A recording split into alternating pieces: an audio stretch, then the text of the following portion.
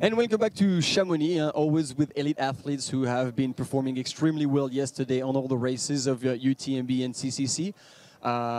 We're today here with the tall, the big man who, for the first time, defeated. Wow, that's not good. Who defeated Kilian? Actually, the second time. But I'll get my shit together and translate in French, so then we'll move on smoothly. Voilà, donc on est toujours à Chamonix, je vais essayer de m'en débrouiller un petit peu mieux avec le français. On est avec les athlètes élites qui ont fait des performances incroyables hier. Et là, on est avec François Daen qui hier, on l'a tous suivi, est rentré dans Chamonix en champion, et on va lui poser quelques questions. Bueno, estamos con el ganador del Ultra Trail del Mont Blanc, aquí con François Daen, dentro de este programa de entrevistas que estamos haciendo el día después de la carrera, y Martin le va a hacer las entrevistas en francés, en inglés, y yo os lo traduciré al castellano. Así que adelante, Martin. Salut François. Salut. Ça va? Très bien, ouais. T'as l'air en forme, t'as pas l'air trop marqué par ta course? Non, juste très très heureux de cette course. Après, si, quand même bien marqué, bien fatigué, mais on va dire que c'est une fatigue plutôt agréable, quoi. Ouais, c'est plus facile à digérer avec ça dans la tête. Voilà. Alors, bon, une victoire. Je pense que tu n'étais pas venu ici pour faire autre chose que ça. Maintenant, c'est jamais dans la poche. En arrivant dans cette course, on avait vu des coureurs, et puis amis à toi, Michelin par exemple, qui arrivaient dans leur course avec une stratégie, des temps de passage, des choses comme ça. Est-ce que c'est quelque chose que toi, tu avais envisagé de cette façon, ou est-ce que c'était un peu différent, typiquement comme Kilian pouvait faire, absolument sans stratégie, et en voyant en fonction de ce qui se passait sur la course? So a quick question to François. Obviously, a big win. So the question was like, was it expected? And then, did you have a plan for your race in terms of timing, based on the several checkpoints of the race, or was it more freestyle and no plans like Kilian did? Le ha preguntado que, bueno, habíamos hablado con Michelin, que llevaba una estrategia más o menos clara de carrera el otro día cuando venció en la TDS. Ahora mismo le pregunta a François Daen si él llevaba una estrategia clara de carrera o iba un poco a ver qué es lo que pasaba por sensaciones y a ver cómo el resto de corredores planteaban la carrera. Non, je n'étais pas venu là disons que c'est toujours un rêve qu'on a au fond de soi. Quand on a gagné 2 fois, on se dit ce serait fabuleux de gagner une 3e fois, mais je me disais plutôt j'ai eu la chance de gagner 2 fois, donc là quoi qu'il arrive ce sera plutôt du bonus. Donc voilà, je savais où j'allais à peu près, parce que j'avais mes temps de passage de 2014 que j'avais regardé un petit peu, j'ai regardé un peu les courses depuis forcément. Et donc voilà, j'avais pas de plan trop, je savais juste environ mes temps quoi, pour Courmayeur, pour Chapieux, pour le Grand Col Ferré. Je savais à peu près ce qui était suicidaire ou pas suicidaire pour moi. Mais je m'étais dit voilà, de toute façon je vais voir, je vais m'adapter pendant la course, je vais essayer de pas faire la nuit tout seul et faire avec les autres coureurs. Mais je m'étais dit voilà, si je vois qu'il y a trop d'écart avec ces temps-là, c'est qu'il y a quelque chose qui cloche. Donc il faudra réagir. Mais j'avais pas de temps de passage. Le but du jeu c'était de savourer cette course et de profiter du plateau qui était là pour vivre la course au mieux, mais voilà, j'étais quand même vigilant à savoir, à me dire voilà, si je passe avec 1 heure d'avance sur mes temps, c'est qu'il y a un souci quoi. Okay, so yes, François had a plan. It was not necessarily based on competition, but also more likely based on the splits at the very various points of the race, just to make sure that things weren't getting too fast, because he knew that the field was really deep and there were some runners starting really quick. So obviously he didn't want to let go of the lead, just making sure that he would not spend the night alone, because that's a very critical point, obviously.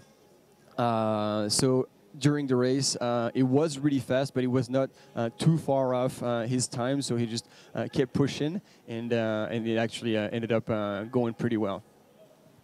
Bueno, pues sí, efectivamente, François sí que tenía un plan de carrera, sabía que la carrera iba a ir rápida, puesto que a pesar del frío, a pesar de estar muy resbaladizo, el resto de corredores y el resto de competidores estaban en muy buena forma y es su manera de correr. Él tenía varios puntos colocados a lo largo de la carrera en cuanto a referencias, sabía que iba muy rápido, pero bueno, no se encontraba verdaderamente mal, y el principal plan que tenía era que durante la noche no quería quería correr solo, no quería competir la noche él por su propia cuenta, porque es mucho mejor ir acompañado e ir con gente. Des conditions météo un peu spécifiques, hein, comparé à ce qu'on a pu voir les dernières années. Comment toi tu as vécu ça et est-ce que ça t'a posé problème? Est-ce que ça t'a avantagé par rapport à des Américains qui sont peut-être un peu moins habitués à ces types de conditions météorologiques? Bah, c'est sûr que c'était assez ambiance en sommet d'école, c'était particulier, mais 2014, d'après ce que j'ai comme souvenir, c'était compliqué aussi le début, du moins. Peut-être on avait même plus de pluie au début, et en haut du col du Bonhomme, ouais, je me souviens avec Ikarato Fall, on faisait pas trop les malins non plus. Là, c'est vrai qu'il y avait beaucoup de brouillard, il y avait beaucoup de neige, mais c'est vrai que devant, ça va quand même. Enfin, on allait quand même assez vite et du coup, faut avouer que c'est surtout les 200 derniers mètres de dénivelé à chaque point haut où on a été un petit peu gêné. Et du coup, c'est vrai que bon, voilà, j'ai même pas mis la veste. On sortait juste le bonnet et les gants. Jim sortait la veste, Kylian il sortait la veste. Et c'est vrai que voilà, on est bien resté assez ensemble quand même parce que faut être très vigilant sur les points, pas se perdre dans le brouillard, tout ça. Mais c'est vrai qu'on passait vite, on savait que derrière le brouillard il stoppait vite et du coup on n'a pas. Bien sûr on avait fait froid, mais je pense qu'on a été vigilant à pas prendre froid au ventre, tout ça, des choses comme ça. Mais non, voilà, on peut pas dire qu'on ait souffert de ces conditions-là. En course, c'est vrai que t'as pas froid, tu cours, donc c'est juste sympa pour l'ambiance.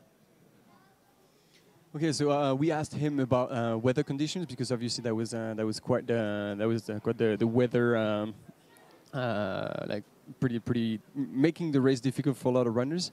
But Francois wasn't too bothered with it. He said during the night, which was essentially the worst weather conditions, it was only in the last 200 meters of the climbs that they were bothered. But essentially, Jim and Killian were putting on their jacket, gloves, and beanies. He was only putting on gloves and beanies and says, like, essentially, yeah, you can get cold, but since the pace was pretty high, like your solution not to get cold is actually to run a little fast.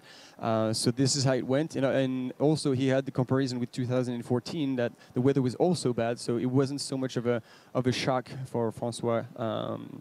So yeah, it didn't bother him. It just made the race a little bit more interesting. Bueno, le ha preguntado Martin por las condiciones climatológicas, que evidentemente no fueron buenas. Él dice que se acuerda del año 2014, que también cuando él fue su última victoria aquí, que la salida tampoco fue en buenas condiciones, que hacía mucho frío, que llovía, que concretamente no fueron demasiado malas para él en el día de ayer, únicamente cuando estaban las partes más altas del recorrido, que sí que había algo de nieve, que sí que había mucha lluvia y frío, que él como Jim vio como Jim y Killian se ponían el cortaviento, se ponían la chaqueta, se ponían el gorro, los guantes, que él hizo lo mismo y que iban muy rápidos, pero que las condiciones climatológicas realmente no le afectaron mucho. Okay, so one last question to François Den, the winner of the 2017 edition of UTMB. That has been very specific. It was the 15th edition, and considering the field of runners that was there was a lot of spectators on the course. If you followed the race yesterday with us on the web TV, or if you were out there, that was one of the biggest difference compared to the previous years. There were people everywhere. And I'm going to ask François how he felt about this. Donc François, là, rapidement, on parle des éditions précédentes, celle-là était absolument sans précédent. En l'occurrence, il y avait tellement de coureurs élites que ça a attiré énormément de monde. Hein. Voilà que le trail se développe encore. Kylian en parlait, il disait il y avait du monde partout, il ne se passait pas 30 minutes sans qu'on ait du monde. Comment ça s'est passé pour toi? Comment tu l'as vécu? Et puis, est-ce que tu peux nous décrire ça? Vu de l'intérieur, nous on l'a vu de l'extérieur. Toi, comment ça s'est passé? Bon, nous, c'était génial. C'est vrai qu'on a été poussé du début à la fin par les gens qui nous acclamaient, qui m'acclamaient. C'était fabuleux. Et c'est vrai que voilà, pour moi, c'était sans précédent. En 2014, il y avait eu beaucoup de monde, voilà, au départ, à Saint-Gervais, tout ça. Mais là, je crois que c'était un peu incroyable. Et voilà, même la nuit, au col du Bonhomme, en haut, sous la neige, les gens ils étaient là et ouais, c'était des conditions quand même particulières en haut du Ferret. Toutes les montées, on avait beaucoup de monde et puis là, à partir de la Foulie, c'était une haie d'honneur jusqu'à l'arrivée quasiment quoi. C'était vraiment fabuleux de vivre ça et puis de voir cette chaleur, cette ambiance. Et voilà, c'est tous ces gens qui nous connaissaient, qui nous poussaient, et puis voilà, pour moi c'est vrai que c'était un peu particulier. Je pense que voilà, Kylian, ça reste, voilà, ça reste Kylian, hein, c'est une icône, puis médiatiquement ça reste quelque chose, mais c'est vrai que là les gens, je crois ça les a amusés ce challenge, et voilà, c'est une course où l'arrivée et le départ sont en France, qu'il y a un Français qui soit devant. C'est vrai que les Français sont peut-être un peu chauvins aussi, et c'est vrai que je sentais vraiment, voilà, j'étais poussé par les gens, et c'était juste, c'était émotionnellement c'était assez intense tout le long, toutes les montées, tout le long on n'avait jamais aucun répit, il y avait tout le monde, voilà, les gens qui me poussaient, qui étaient vraiment fiers, et ça faisait plaisir. Ouais. Okay, so essentially, yeah, this amount of people on the course everywhere.